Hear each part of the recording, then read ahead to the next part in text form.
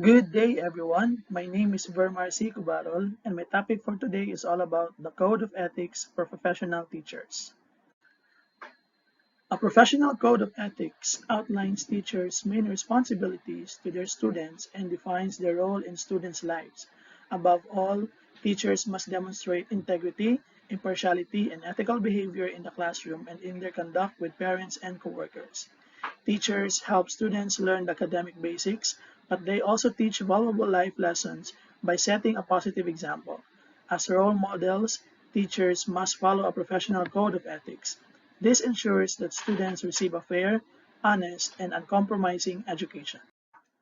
Pursuant to the provisions of paragraph E, Article 11 of Republic Act No. 7836, otherwise known as the Philippine Teachers Professionalization Act of 1994, and paragraph A, Section 6, Presidential Decree No. 223, as amended, the Board for Professional Teachers hereby adopt the Code of Ethics for Professional Teachers. For the introductory part of this Code of Ethics for Professional Teachers, teachers are duly licensed professionals who possess dignity and reputation with high moral values as well as technical and professional competence in the practice of their noble profession, and they strictly adhere to, observe, and practice this set of ethical and moral principles, standards, and values. If one is attempting to live as a just and therefore ethical life, then it follows that their actions should be virtuous in their vocation as well as their personal life. This is the beginning of professional ethics. Professional ethics were established and are constantly being developed as a guiding set of principles that help dictate what constitutes good behavior of person in authority. Professional ethics, in short, are the means of which we judge authority's validity. Article 1. Scope and Limitation. Section 1 of Article 1 pertains to all levels of educational institutions to offer quality education, not only for the learners, but as well as to those competent teachers throughout the country. Section 2 defines teachers as not only teachers in public or private schools, but as well as those teachers who teach vocational courses and even in any field of industries, whether full-time or part-time in status. Article 2. The Teacher and the State. The teachers serve as a trustee of the cultural and educational heritage of the nation. They elevate national morality, promote national pride, cultivate love of country. Also, actively help carry out the declared policies of the state, physically, mentally, and morally fit.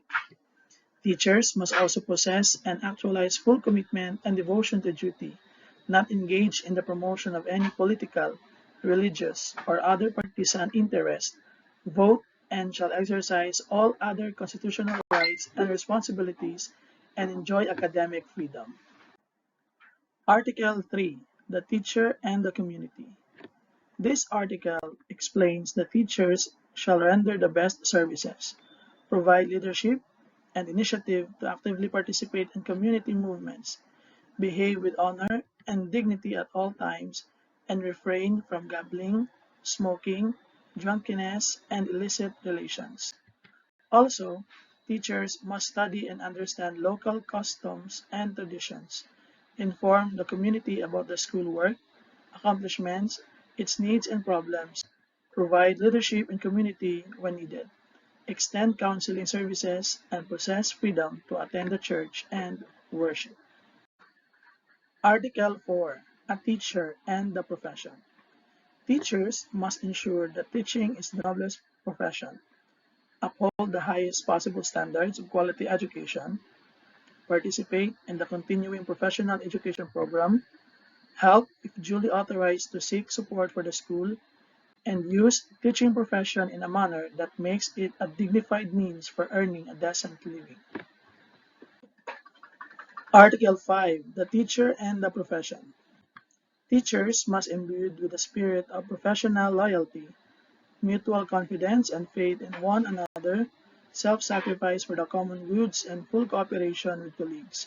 Also, not to claim for work not of his own, and give due credit for the work of others, which he or she may use. organize, and leave to his successor such records and other data as are necessary to carry on the work, and hold inviolate all confidential information concerning associates and the school. Also, teachers may seek correctives for what may appear to be an unprofessional and unethical conduct of any associate, submit to the proper authorities any justifiable criticism against on an associate, preferably in writing, without violating any right of the individual concerned, and apply for a vacant position for which he or she is qualified, provided that they respect the system of selection on the basis of merit and competence. Article 6. The teacher and higher authorities in the profession. Teachers must make an honest effort to understand and support the legitimate policies of the school and the administration, make no false accusation or charges against superiors, especially under anonymity, and must transact all official business through channels.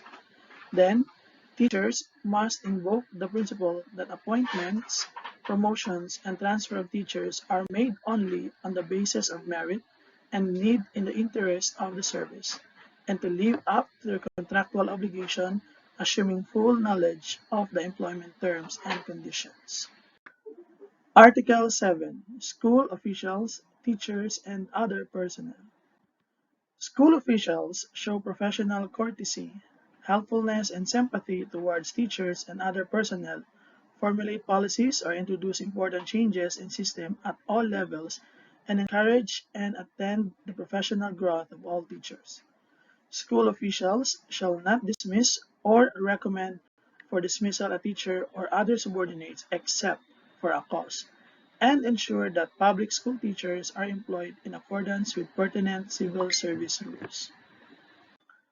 Article 8. The teachers and learners.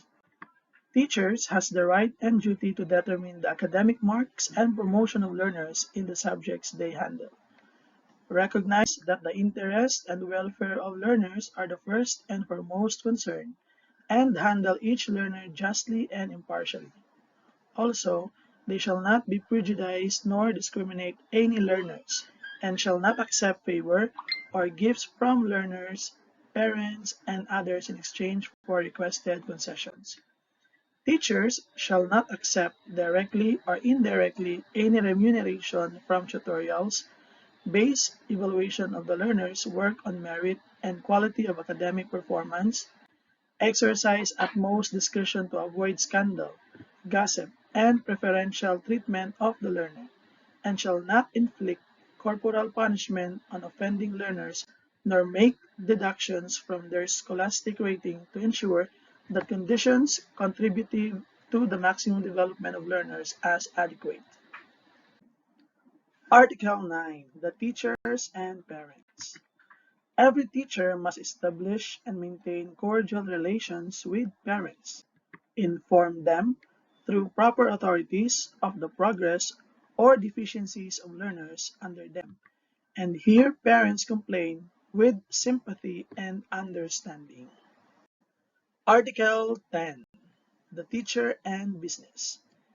Teachers have the right to engage, directly or indirectly, in legitimate income generation as long as it conforms to what is the right process, maintain a good reputation with respect to financial matters, and not to act directly or indirectly as agent of or be financially interested in any commercial venture. Article 11. The teacher as a person. Teachers must live with dignity in all places at all times, place premium upon self-respect and self-discipline, maintain at all times a dignified personality, and recognize the Almighty God or being as guide of their own destiny and of the destinies of men and nations. Article 12. Disciplinary Actions. Section 1. Any violation of any provision of this code shall be sufficient ground for the imposition against the erring teacher of the disciplinary action, consisting of revocation of his certificate of registration and license as a professional teacher, suspension from the practice of teaching profession, or reprimand or cancellation of his temporary or special permit under causes specified in Section 23, Article 3 or Republic Act Number 7836 and under Rule Number 31, Article 8 of the Rules and Regulations implementing Republic Act Number 7836. Article 13. Effectivity. Section 1. This code shall take effect upon approval by the Professional Regulation Commission or the PRC and after 60 days following its publication in the Official Gazette or any newspaper of general circulation, whichever is earlier. These are the references that I used. Thank you for watching.